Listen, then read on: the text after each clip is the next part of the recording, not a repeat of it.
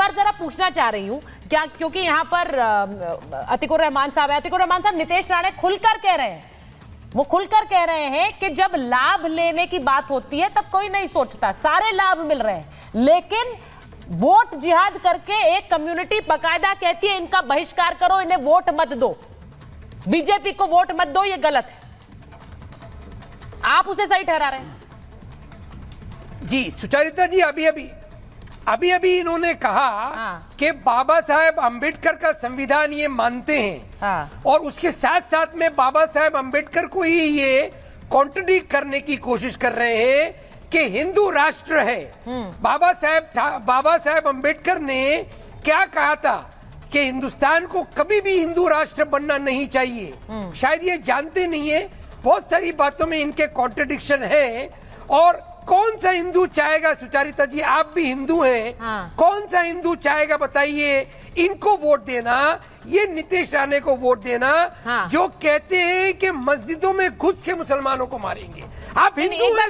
उनसे पूछ लेती हूँ, एक बार मैं नितेश राणे जी से सवाल नहीं आपसे उनसे जवाब लेती हूँ इसका। वो बोलना चाह रहे हैं इस पर। नितेश जी, वो कह रहे हैं हिंदू भी नहीं खड़ा होगा। इन्होंने इनको मुझे डॉक्टर बाबा साहब अम्बेडकर जी को सिखाने के पहले डॉक्टर बाबा साहब अम्बेडकर जी का थॉट्स ऑन पाकिस्तान जरा इनको पढ़ने को बोलिए। डॉक्टर बाबा साहब अम्बेडकर जी के इस्लाम के ऊपर क्या उनकी सोच थी, क्यों उन्होंने इस्लाम सिखाया नहीं, इनको खुद को पहले इस्लाम कितना समझ में आता है ये पहले पूछिए। इनको डॉक्टर बाबा साहब अम्बेडकर जी ने इस्लाम के बारे में क्या कहा था अपने बुक थॉट्स ऑफ पाकिस्तान में। इसलिए इन्होंने हमको संविधान और हमको डॉक्टर बाबा साहब अम्बेडकर इन्होंने नहीं सिखाना चाहिए। इनको अपना इस्लाम समझ में नहीं आता, और इनके इस्लाम में खुद के भगवान, खुद के अल्लाह को छोड़ के ये और किसी धर्म को मानना नहीं है, ये इनके इस्लाम में लिखा है। इसलिए इन्होंने हमको यहाँ आके ज्यादा सीखने देने के पहले इन्होंने इस्लाम के बारे में क्या लिखा था, और मुझे कौन से हिंदू वोट करते मैं 2 बार चुन के आया हूँ और तीसरे बार भी हैट्रिक करने वाला हूँ। तो इनको 23 नवंबर को आपको पूछने को बोलिए कितने बड़े मार्जिन से मैं चुन के आने वाला हूँ। और 2 बार बड़े मार्जिन से मैं चुनकर आया हूँ, तो मेरा वोट कहाँ है मुझे पता है, ये कहने की जरूरत नहीं है दानिश साहब। और वो एक चीज और कह रहे हैं, इनको बोलिए दादा डॉक्टर बाबा साहब अम्बेडकर जी ने इस्लाम के बारे में क्या लिख के रखा था, जरा जाके पढ़ने को बोलिए, और फिर जाके मुझे ज्ञान बताने को बोलिए, इधर बैठ के लेक्चर देने को बोलिए। नितेश राणे जी देखिए, एक पूरा का पूरा एक इस वक्त महाराष्ट्र में जो एक सियासी माहौल है उस पिच पर आप बैटिंग कर रहे हैं, ये बड़ा क्लियर है। और आपके वोटर, आपके समर्थक खड़े हुए हैं आपके साथ, क्योंकि 2 बार से आप चुनाव जीते हैं। लेकिन यहाँ दानिश कुरैशी साहब तो MIM के हैं, इस बार इन्होंने 16 उम्मीदवार उतारे हैं, और वो कह रहे हैं कि इस बार बहुत उम्मीद कर रहे हैं आप दानिश साहब। लेकिन जो पिच चल रही है इस वक्त, सियासी पिच चल रही है, नितेश राणे ने खुलकर कह दिया कि ये चलेगा नहीं इस चुनाव में। देखो, सबसे पहले तो नितेश राणे को बोलो कौन सी मस्जिद में आने का उसका इरादा है, मैं खुद आऊंगा, मैं आऊंगा वहां पर आके मिलने। और रह गई बात, सुनिए, लोकतंत्र में हार और जीत की, तो अगर नितेश राणे प्रधानमंत्री भी बन के आ जाएगा ना, तब भी अगर मस्जिद में आएगा तो अच्छे से कानून के दायरे में रहकर इलाज करके भेज देंगे हम उसको। तो वो तो आप भूल जाइए कि आप मस्जिद में घुस जाएंगे, समझे आप, वो दिन खत्म हो गए। रह गई बात, आपने बात करी कि भाई देश की पॉलिसी जो है वो प्रधानमंत्री मोदी जी, अरे तो क्या तुम्हारे अब्बा के घर से लेके आए क्या पैसा? 16 लाख करोड़ रुपए जो ये इनको बांट दिए तुमने सबको, ये किसका पैसा था, कहाँ से लाए थे? अभी तुम इसका और उसके पैसों की बात कर रहे थे, मुझे ये बताओ ये पैसा तुम्हारे अब्बा का है क्या? ठीक है, किसका है ये? नितेश राणे जवाब दे इसका। तेरे अब्बा का है कह रहे? इस डिस्कोर्स पे नहीं जाएंगे, इस डिस्कोर्स ये जो भाषा का, एक मिनट, इस डिस्कोर्स पर नहीं जाएंगे। किसी के अब्बा पर जाना ही क्यों है भाई? पहली बात तो ये है, किसी के भी पिता पर जाना क्यों? नहीं, सुनिए मेरी बात सुनिए। मैं बस एक चीज बड़ी एक क्लैरिटी से पूछना चाह रही हूँ, मुझे आप दानिश साहब बस ये बता दीजिए, ये फतवे जारी करना सही है या गलत है? मुझे ये बताइए, फतवे जारी करना सही है या गलत है?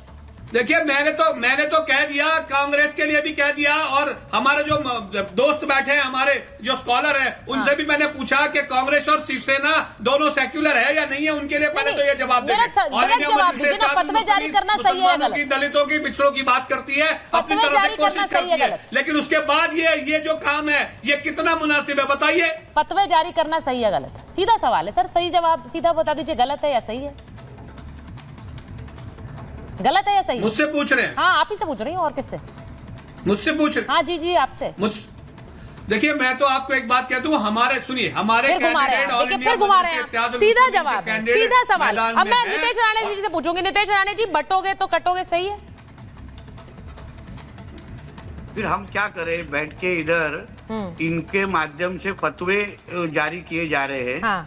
कभी भी कोई भी हिंदू समाज में आपने कभी सुना है क्या, मंदिरों में बुला बुला के किसी को पाया है कि बाबा तुम इन्हीं को, हिंदू समाज के लोगों को ही वोट देंगे? यही तो हिंदू समाज की खासियत है, यही तो हमारी विशालता है।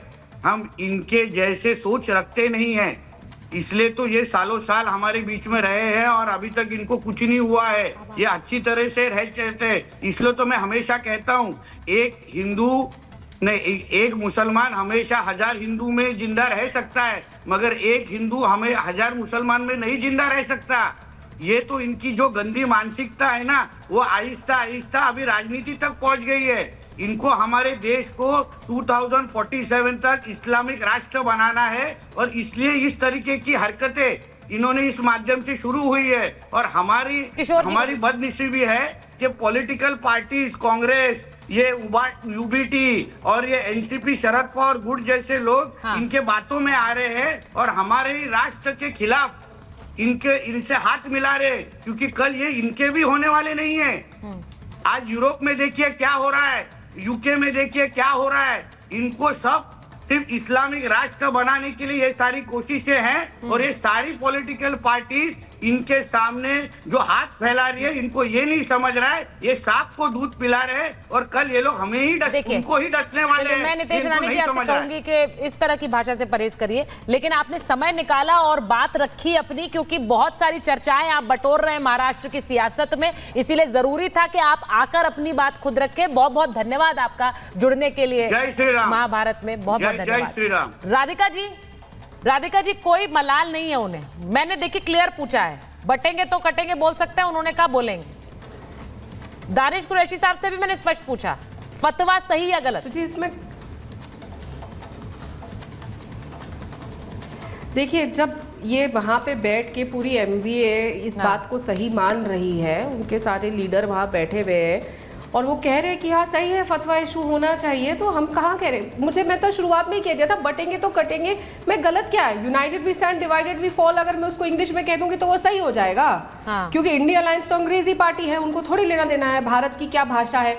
और यहाँ पे जो बार बार कहा जा रहा है कि ये गलत है, ये गलत है, मुसलमान नहीं वोट देंगे, ये क्यों?